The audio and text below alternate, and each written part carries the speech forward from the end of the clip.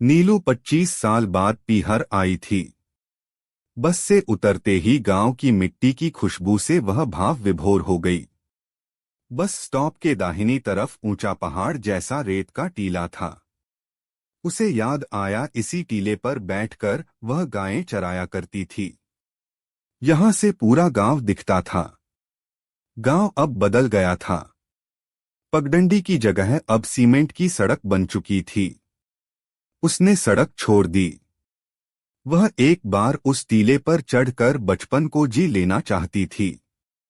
बड़ी मुश्किल से वह टीले पर चढ़ पाई। उसकी सांसें फूल गई थी।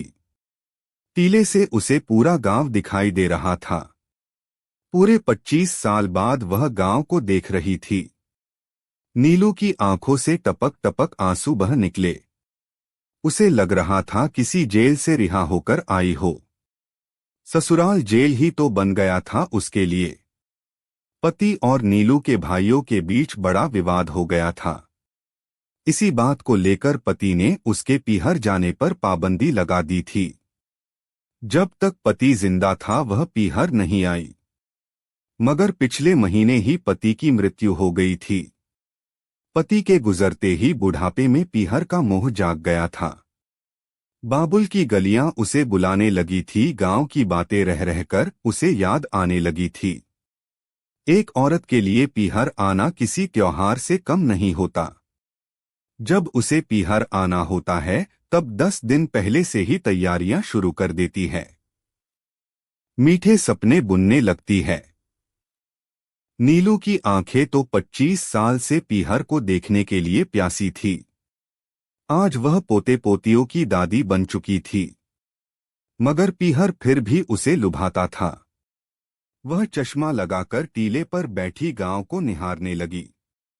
उसे लगा उसकी सारी सहेलियां भी उसके पास टीले पर आकर बैठ गई है। ऐ नीलू चल आजा, बेर तोड़ते हैं। खास सहेली गीता की आवाज नीलू के कानों में पड़ी तो नीलू चौंक गई। उसने अपने चारों ओर देखा मगर वहां कोई नहीं था।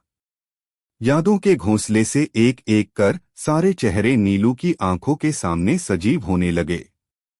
शाम हो गई है नीलू बिटिया, टीले से नीचे आ जा। घर चलते हैं। नीलू के मुंह से अनायास ही निकल गया, आई बापू। नीलू ने फिर उचककर चारों ओर देखा। बापू तो कहीं नहीं था।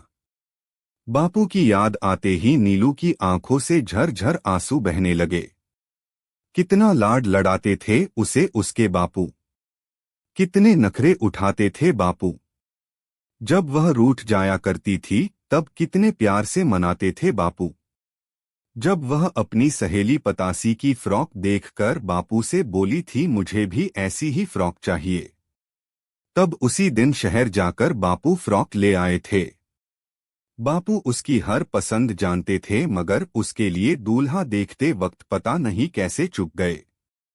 शादी के बाद जब वह पहली बार पीहर आई थी तब बापू से बोली थी ये क्या दूल्हा देखा है बापू। हर समय गुस्से में रहता है, औरत की इज्जत करना तो जानता ही नहीं। पत्थर दिल इंसान के साथ पहाड़ सी जिंदगी कैसे कटेगी बापू, कहकर वह रो पड़ी थी। तब बापू ने सर पर हाथ फेरते हुए कहा था शुरू शुरू में ऐसा लगता है बिटिया, धीरे धीरे सब ठीक हो जाएगा। मगर सब ठीक कभी नहीं हुआ। खड़ूस पति कभी नहीं बदला। हर समय अपनी चलाता था। दूसरे की भावनाओं से उसे कोई मतलब नहीं था। एक नापसंद इंसान के साथ नीलू ने जिंदगी के 40 साल गुजार दिए थे। बापू के निधन पर भी नीलू को नहीं जाने दिया गया। आखिरी बार बाप का चेहरा देखना भी उसे नसीब नहीं हुआ था। वह धीरे धीरे टीले से नीचे उतर आई। थोड़ी दूर चली थी कि पीपल का वृक्ष आ गया। वह पेड़ के नीचे बने चबूतरे पर बैठकर सुस्ताने लगी। नीलू ने सर उठाकर पीपल की शाखाओं को देखा जो अब काली पड़ चुकी थी क्योंकि गांव में अब नालियां बन चुकी थी। इस कारण पूरे गांव का गंदा पानी पीपल के आसपास इकट्ठा होने लगा था। शुद्ध पानी में पनपने वाला पीपल वृक्ष गंदे पानी के कारण कमजोर और झुलसा हुआ लग रहा था। नीलू ने आंखें बंद की तो यादों का पंछी एक बार फिर से फड़फड़ाया। नीलू ऊपर आ जा, देख यहाँ कितना मजा आ रहा है। नीलू को लगा जैसे उसकी सहेली गीता ने सचमुच उसे पुकारा हो। नीलू ने भरी आंखों से ऊपर देखा, मगर ऊपर तो कोई भी नहीं था। अचानक नीलू ने महसूस किया जैसे उसका गला सूख रहा है। उसने पानी के लिए इधर-उधर नजर दौड़ाई, मगर उसे कहीं कोई नल वगैरह दिखाई नहीं दिया। वह उठकर चलने को हुई तो चक्कर आने लगे। इस कारण वह वापस पीपल की छाव में बैठ गई। फिर उसका दिल किया जैसे ठंडी छाव में थोड़ी देर लेट जाए। पीपल के चबूतरे पर वह शांत होकर सोई हुई थी। उसे लगा बापू आकर उसके सर को सहला रहे हैं, कह रहे हैं, नीलू बिटिया थक गई क्या? वह अर्धसुप्त अवस्था में बड़बड़ा रही थी। हाँ बापू, सचमुच थक गई हूँ। बापू ने कहा, चल मेरी अंगुली पकड़ ले। वह मचलते हुई बोली, नहीं बापू, मुझे आपके कंधे पर बैठना है। बापू बोले, आजा बिटिया, कंधे पर बैठ जा।